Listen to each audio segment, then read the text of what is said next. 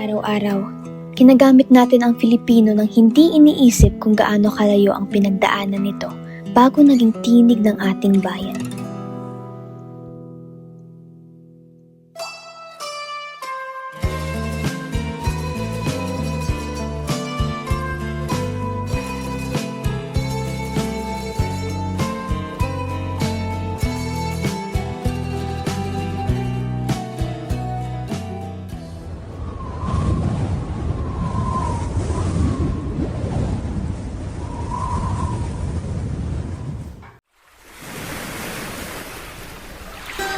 Dalhin nyo na rito ang mga nahuli bago lumubog ang araw! May mga tao sa kabilang kilong.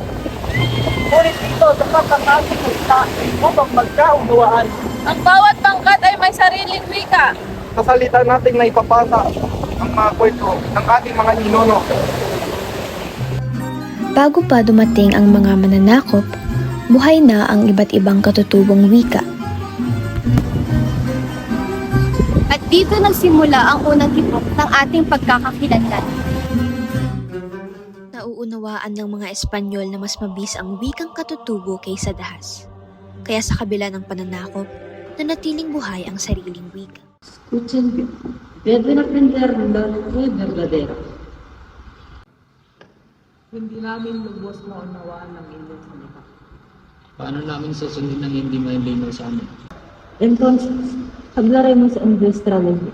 Gagamitin namin ang inyong salita upang maunawaan ito.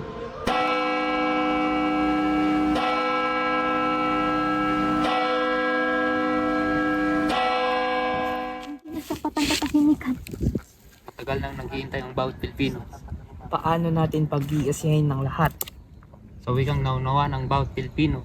Ang salita ang magdadala sa atin ng ating katikain. At ang bawat payag ay magiging apoy. Kapag nagkaisa ang tinig, maririnig ang bayan. Sa panahong ito, naging sandata ang wika.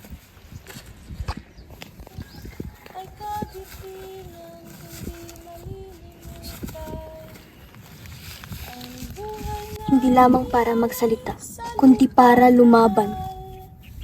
Mayaman sa aral at kadakilaan. Good morning, class.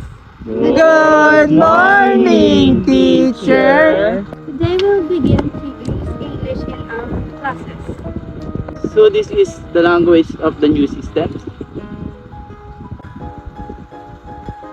It will shape your future. Kasabay ng edukasyon, lumawak ang paggamit ng wikang Ingles. At muling nagbago ang sitwasyong pangwika ng bansa. Sa panahong ito, muling nabigyang puwang ang wikang pambansa. Ego Agencies, bakit po kailangan alisin ang wika niyo? Sanay na ang mga marami sa paggamit nito. Upang mawala ang impluensya ng Amerika. Kung gayon, sariling wika ang mas higit na gagamitin.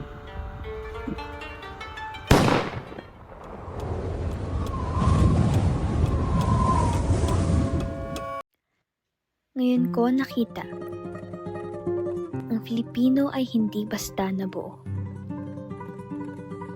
Ito ay hinubog ng panahon, pananakop, pakikibaka at kalayaan.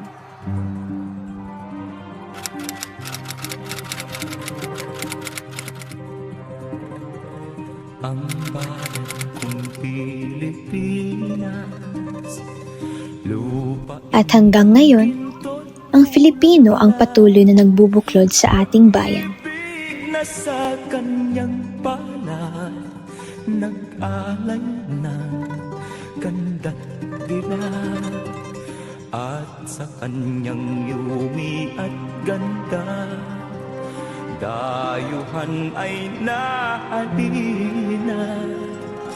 Bayan ko, binihag ka, nasadlak sa dusa.